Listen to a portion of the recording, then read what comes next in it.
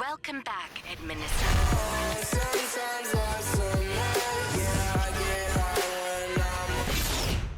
Yo, JP Nation! How you guys doing? I hope you guys are doing fantastic.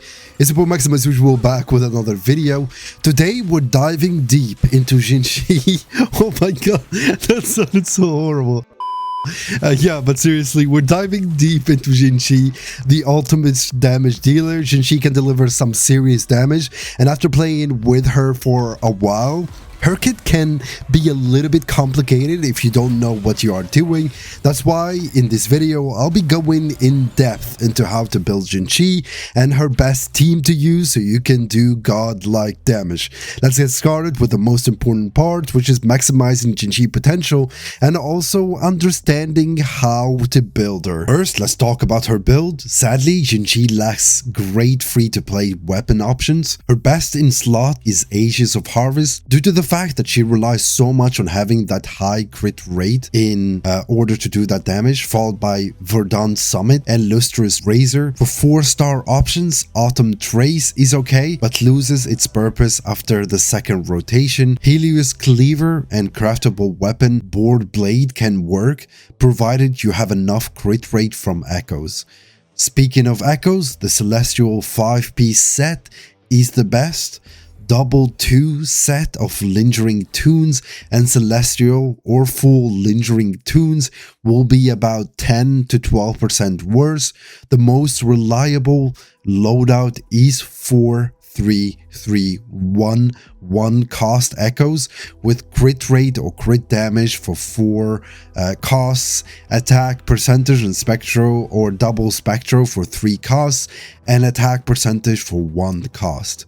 Substat priority is going to be critical rate and damage first, then attack percentage, resonance skills damage, flat attack, energy regen, and resonance liberation damage. Main Echoes choices are Aches and Jouet, with Jouet being the best. If using Lingering Tunes, go for Abomination, that's the best. Jouet can generate incandescent attacks, which is something that I'm going to mention later in the video when Jinshi is off field.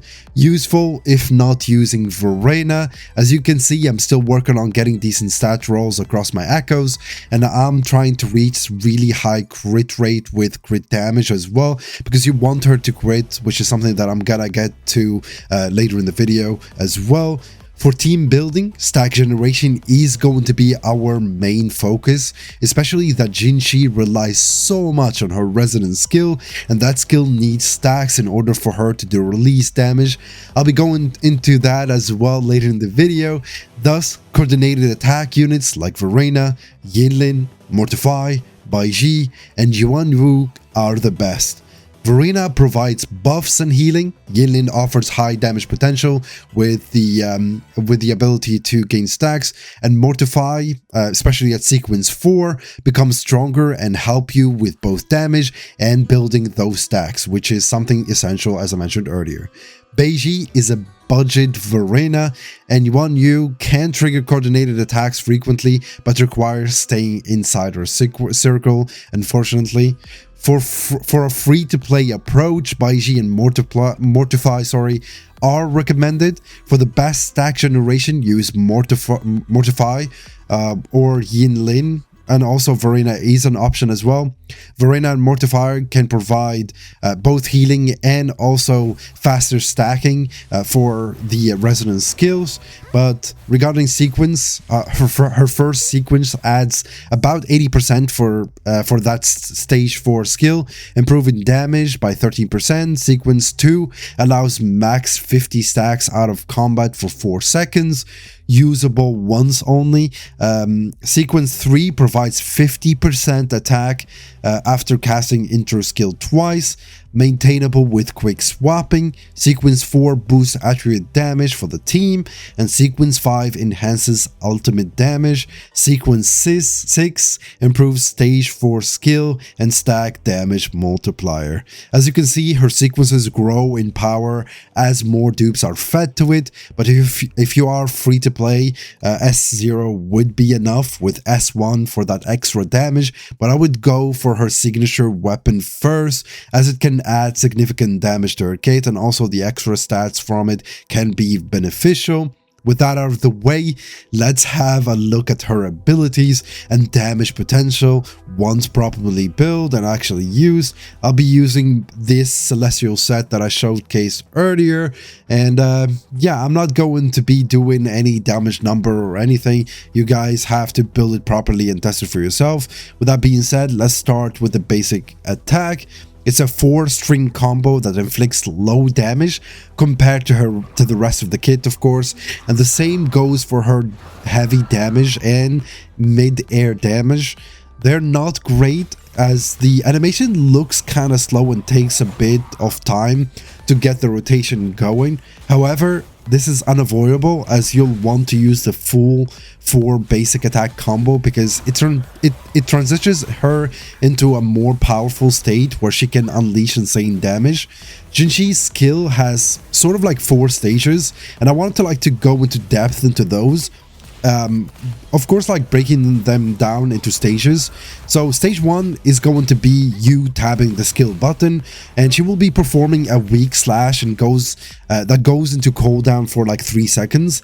I don't recommend using this, as it's not worth the time in sort of like hard content, and you're going to be opening up your character to take damage as well, especially in those like kilograms you can be one-shotted. But stage 2, after the 4 basic attacks, the skill lights up, and pressing it deals a small AoE damage that launches enemies into the air and sort of like puts her in what is called in the game incarnation mode.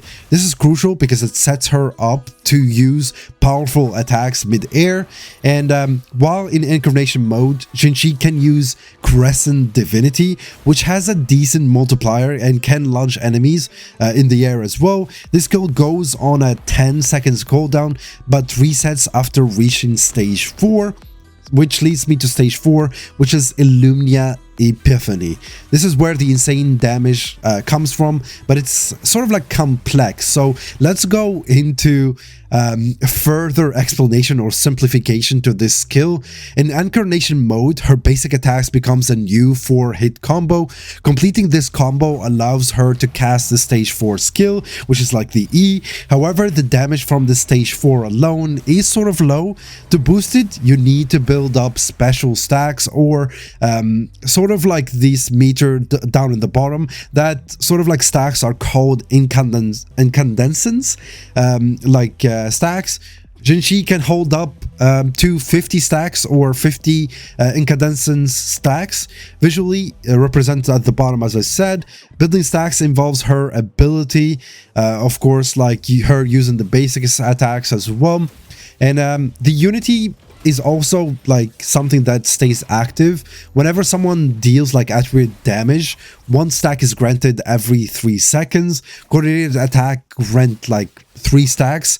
However, if 2 same attributes attacks are delivered within this 3-second cooldown, only 1 counts. Coordinated attacks can be combined to produce even more stacks. When Jinshi uses her outro skill, the cooldown limit drops from 3 seconds to 1 second for 20 seconds, allowing rapid stack generation with the right team combo. Of course, like with the swapping, you can produce up to sort of like 6 to 7 stacks every second, which is great to fill up that meter. If you want to use the E skill once it's stacked up, it can do a great amount of damage. And of course, like once you've built enough stacks, you can unleash her stage 4 skill for massive damage. After casting this skill, Jinshi gains unison, allowing her to trigger her outro and the swap teammates intro, making her incredibly usable in those like in and out like scenarios. Her ultimate deals significant damage, though not as much as her stage 4 skill with stacks, to be honest with you. It's still better than a lot of other characters' ultimates, such as G and Rover, which had great damage up capabilities and were considered as one of the best ultimates in the game. Her intro skill deals good damage and lets her cast her stage 2 skill immediately, skipping the 4 basic attacks. So also She also inherits skills to boost damage further as well. So let's like go into like the best scenario or the best rotation for her. You'd want to like to start with the 4 basic attacks. So you press the skill button and then pressing the skill again for the stage 3 damage. 4 more basic attacks and finish up with the stage 4. The first rotation damage will be low. So swap out to trigger Unison, activate outro for better stacks, and trigger swap allies intros. Do the 2 ally rotation, then swap back to Jinshi. In the second rotation, start with her ultimate, use her skill to enter incarnation mode, use echo, then skill 4 basic attacks, and finish up with a powerful skill nuke. Incorporating the ultimate can be sort of like tricky, especially if it's on cooldown or not. So yeah, just incorporate it based on the energy regen, and you want to like to use it every second rotation or so. So yeah, make sure to like to use it as much as possible in order to sort of like use it more in fights as well.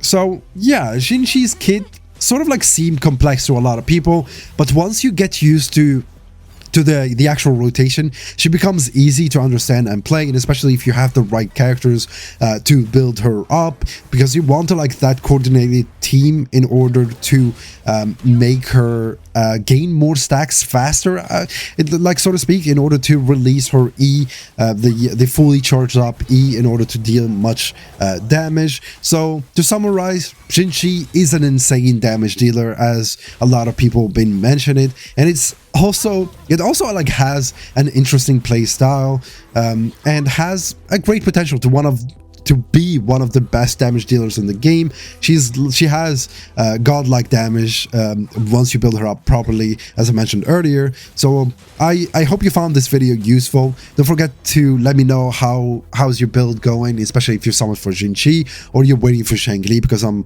always like curious on what you guys are doing. Don't forget to leave a like if you found it helpful.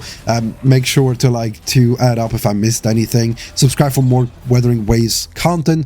Thanks for watching, and I'll see you guys in the next one. Bye bye.